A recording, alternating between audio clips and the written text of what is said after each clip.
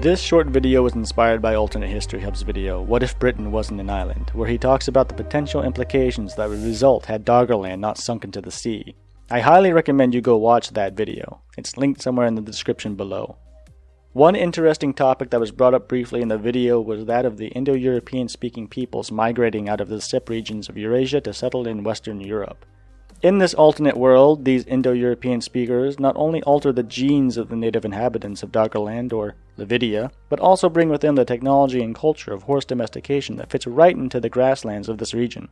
Alternate History Hub states that this new grasslands region would result in totally new languages and culture groups, and it is the languages that I would like to focus on in this video.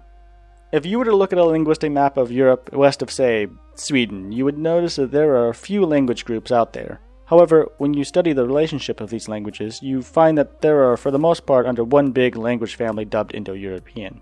Take the same region and look at how many languages exist in modern day which are not Indo-European, and not a lot of diversity here. It is clear that Indo-Europeans supplanted many of the indigenous languages of Europe over time, and languages like Basque are some of the few holdouts or outliers not attributed to as being part of the one big Indo-European language family. What are the implications of this? Well, it could be that likely whatever language the Levidians would be speaking, it would be an Indo-European language, perhaps that of Celtic or Germanic. Assuming it was the Indo-European speakers that introduced the horse to the native populations of Levidia, one could imagine that their language would also dominate the region as well. This is not to say that it would happen overnight. Languages like Etruscan were not Indo-European languages, and they existed for a while around the time of the Romans, so we also know that Basque is still a thing, so it may be that there could be holdouts of non-Indo-European languages in northern European plains that exist into the present day. However, the Celts and Germanic-speaking peoples being a thing in this alternate universe, along with the Romans still establishing their empire, the linguistic map of Europe would still be heavily dominated by Indo-European languages, with only a few potential holdouts for other languages. That being said, the necessary soup for languages like English to develop would no longer exist, and it may be that the Celtic languages would fare much better than they did in our timeline, as they were not supplanted by Latin and later Germanic languages.